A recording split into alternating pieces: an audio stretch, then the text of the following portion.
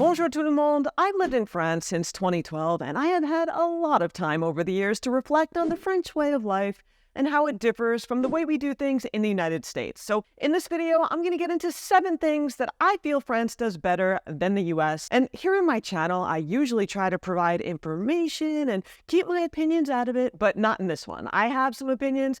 I'm going to be sharing them just to switch it up. So let's do this. 7 things that I feel France does better than the United States. All right, number 1, food, like wine, bread, and cheese. Everyone knows France does food right, period. But it is worth repeating. French wine, bread, cheese, they're all amazing, and you will find some of the best in the world in France. Now, speaking of wine specifically, you can buy it directly from the producer. It's often affordable, and you can find everyday good drinking wines just for casual drinking at the supermarket for under 10 euros a bottle. And there are wineries all over the country. You could take a road trip, visit them. If you're into wine, you'll be into France. Now, bread, make no mistake, it is phenomenal in France. There are bakeries seemingly on every corner, and I have to say, they all make pretty darn good bread. Now, once you try authentic French bread in France, you really can't go back to eating anything else.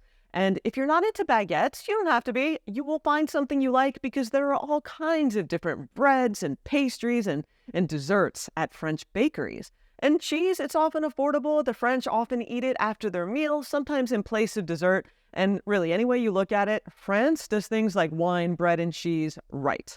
All right, number 2, higher education costs. Look, it costs a fortune to go to college in the US these days, and many students can't afford it at all, let alone go to their school of choice. And in fact, according to the Federal Student Loan Portfolio, they report that as of June 2023, the average federal student loan debt in the U.S. is $37,650. And also from that report, the total federal student loan debt balance was just over $1.63 trillion with a T dollars. Now, to give you an idea of cost, I had a look at U.S. News and World Reports, and the average cost of tuition and fees to attend a ranked private university for the upcoming 2023-2024 school year for 1 year is $42,162. That is for 1 year without housing.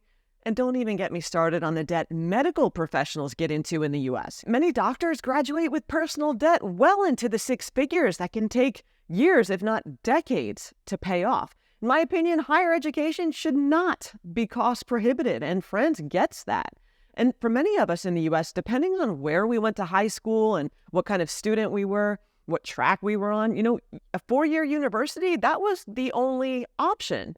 But in France, trade schools, technical schools, 2-year degrees, these are also very regular, normal things you can pursue in order to get ready for a particular career. A 4-year college is not the only option. Now, in France, the government subsidizes tuition fees, so that average public university in France, it charges only 170 euros. That's less than $200 per year for a bachelor's degree, about 243 for a master's, 380 for a PhD. So yeah, you can see the cost difference. And if you're an international student for undergrad, yeah, the fees are going to be a little higher, but they're still heavily subsidized. So you're looking at about $3,000 a year, a little more than that for postgraduate study. But even private schools in France are nowhere near what they are in the United States, and students graduating without debt is a good thing. So, woo, way to go, France, on that. All right, next, healthcare. In France, healthcare is a basic human right afforded to all, and it's not a privilege. It's not a benefit of working for a good employer. In fact, if you lose your job in France, you and your family's healthcare stays intact. You don't lose healthcare along with your job, and healthcare comprises dental care as well. Now, prices of different services and treatments, they're clearly posted in the doctor's waiting room, on a sheet of paper, so you know what you're going to pay in advance. And isn't that the way it should be everywhere in the world? Healthcare being a basic human right? But in the U.S., that concept can be unheard of and maybe even a surprise to some people. A lot of us in the U.S. are underinsured or uninsured. And let me quote you something from the Wall Street Journal. They write, quote, "Access to healthcare appears to have produced a healthier nation. France's infant death rate is 3.9 per 1,000 live births, compared with 7 per 1,000 in the U.S. The country has more hospital beds and doctors per capita than the U.S. and a markedly lower rate of mortality from respiratory disease. And France spends less on healthcare than the U.S., 10.7% of the GDP versus 16% of the GDP in the U.S., end quote. So I don't know about you, but France seems to be doing something right there. Imagine a concept, healthcare as a basic human right. And look, let me say, healthcare in France is not without its shortcomings. No system is perfect, but it's nice to know that an accident or a serious health diagnosis, that it's not going to bankrupt you. And that gives me peace of mind.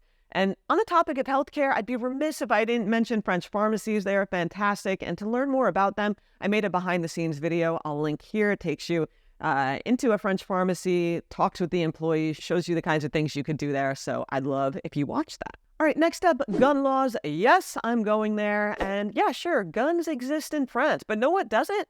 People obsessed with their guns. There is no gun culture. There's no poo-poo, open and concealed carry. I'm not scared of being shot when walking around in France because people don't have guns on their person. Now, yes, it's possible to get a gun in France as a private citizen, but it's a pretty long process. And in France, to own a weapon, like, you're not going to be walking around with it. Like I said, there's no open and concealed carry. Hunting would be an exception. And maybe even more importantly, there's no gun culture. People don't associate weapons with personal protection and freedom. It's associated with a shooting range. And yes, there are 6 times more guns in the US than France. And sure, the population's bigger.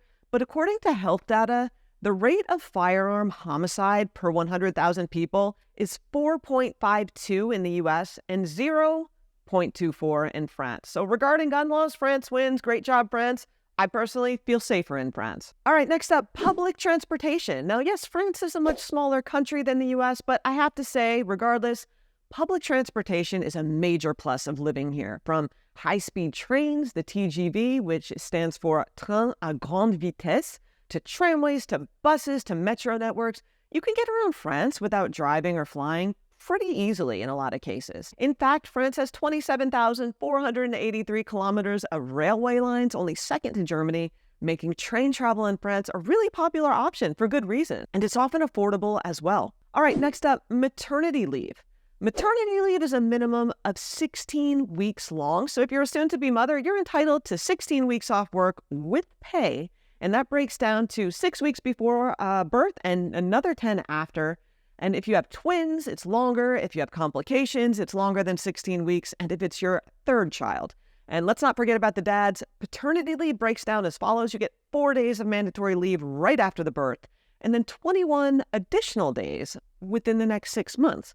Now, let's not leave out adoptive parents either. They do get a bit of a shorter leave, but they get leave. And remember, this amount of leave for everyone I just described, it's what's given by law, and it's not a perk of working for a great company. I have friends, family members, they'll say, oh, but I had 16 weeks of paid vacation. Right, but it's not federally mandated. It's not something everyone is entitled to. Now, beyond that, in the US, it might surprise you to know that companies are under no legal obligation to offer paid parental leave at all. Although good companies, like I said, they do, and they package it as a benefit.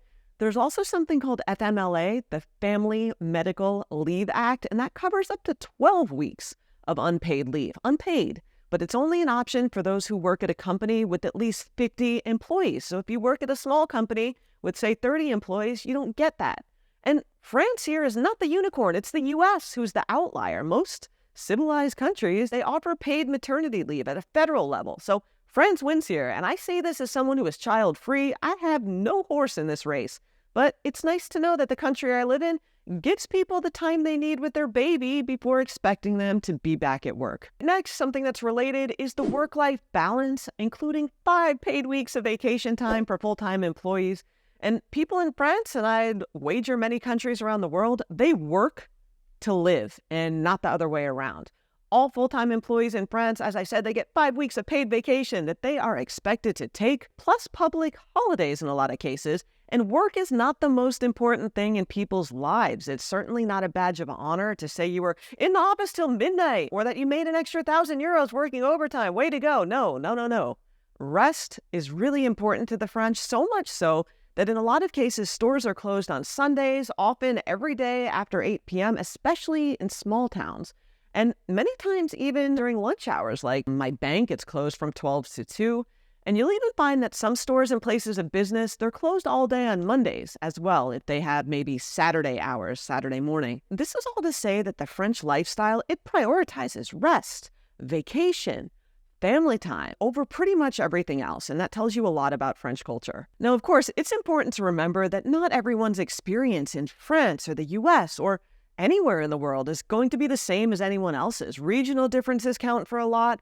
One's job, one's financial status, all kinds of things. They all have an impact on what our lives are like. So I want to be clear about that. I'm not saying that just because there are a lot of great aspects in France, it doesn't mean that everyone's going to have a great life in France, and it certainly doesn't mean that by default, everything else in the U.S. sucks. That's not the case. There are many great things about the U.S., more on that in a minute.